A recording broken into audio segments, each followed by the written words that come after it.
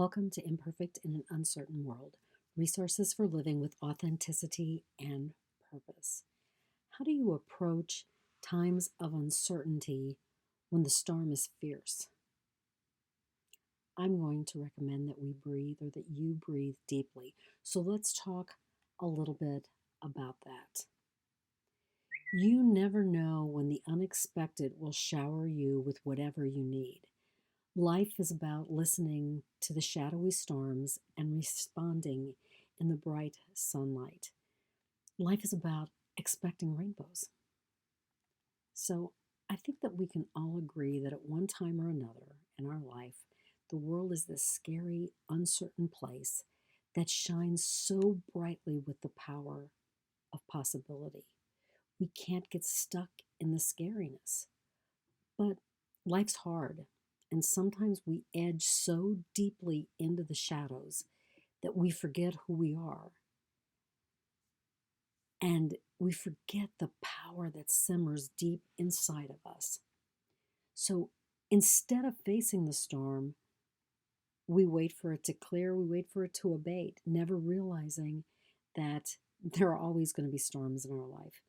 It just depends upon the intensity and how we respond to that intensity. So we can grope in the shadows, shrinking from the thunder while hoping to find the latch that releases us from the dark. Or we can breathe deeply into the storm's fierceness. And with our breath, we connect to our fears that often form a seemingly insurmountable barrier to igniting the power of possibility. And I'm saying seemingly insurmountable because once we breathe into it, once we own our own fierce power, we can find a way to move through that storm. And so when we move between the barrier and those possibilities, sometimes we realize the possible, and other times we retreat further into the shadows. And so I will tell you, there is no bad or good in this. There just is the way we're learning the lesson. So you might be saying, well, what can we do, Van? I propose turning that little space of darkness into a place of learning, a place of respite, but most importantly, a place of coming home to the real inside of ourself, no matter how messy, how imperfectly perfect we find ourselves in those moments. Within that space, we can be who we are. We can separate the authentic from the illusion. And in doing so, we live in the freshness present after the storm. And I think, have you ever been in that afterness of a storm where everything just smells fresher? That the world appears differently. So, how do we do this?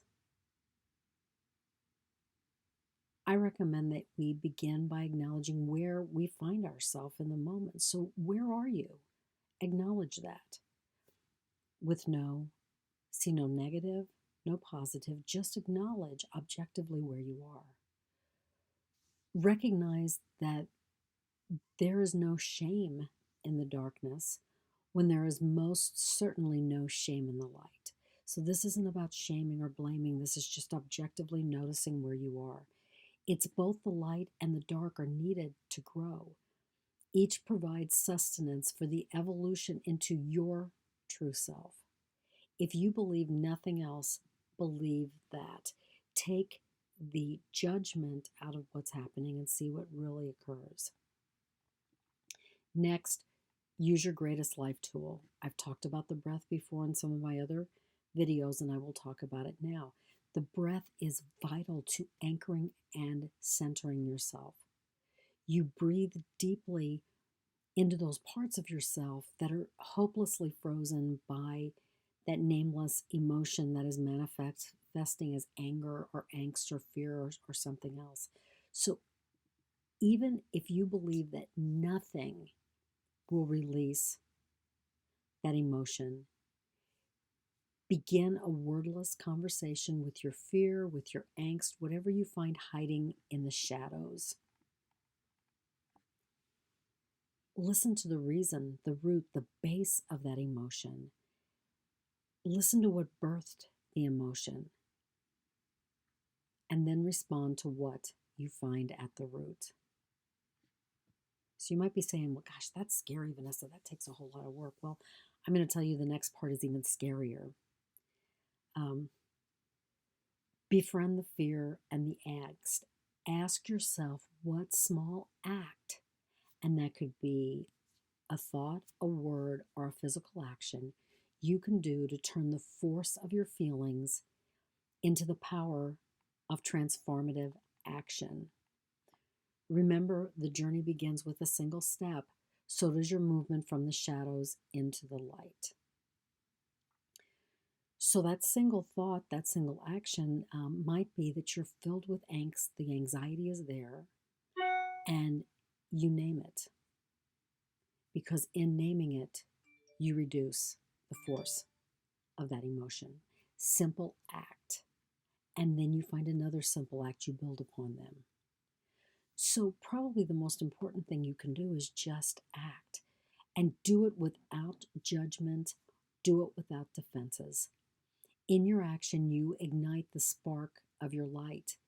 You listen to its guidance because really your spark illuminates the message from all of your senses. You engage in really listening to what's being said. And as your spark burns brightly, you gain a clearer picture of where you find yourself. So, in time, the dark you find yourself in becomes less scary. It becomes a place where you face your fears, gain respite, and rejoin the world with actions that echo the power of your authentic being. So, that's my words of wisdom on The Storm is Fierce. What do? You breathe deeply. If you like this video, give it thumbs up, share it with your friends. Really put the words that I have shared with you in action in your life. More resources are available at intentandaction.com. That is INTENTANDACTION.com. If you need a little bit of help breathing deeply in that fierce storm, I am a coach, intuitive catalyst coach, would be happy to help you work through this. But again, most importantly, find a way to live through the fierceness of your storm. Thank you for listening, and have a great day.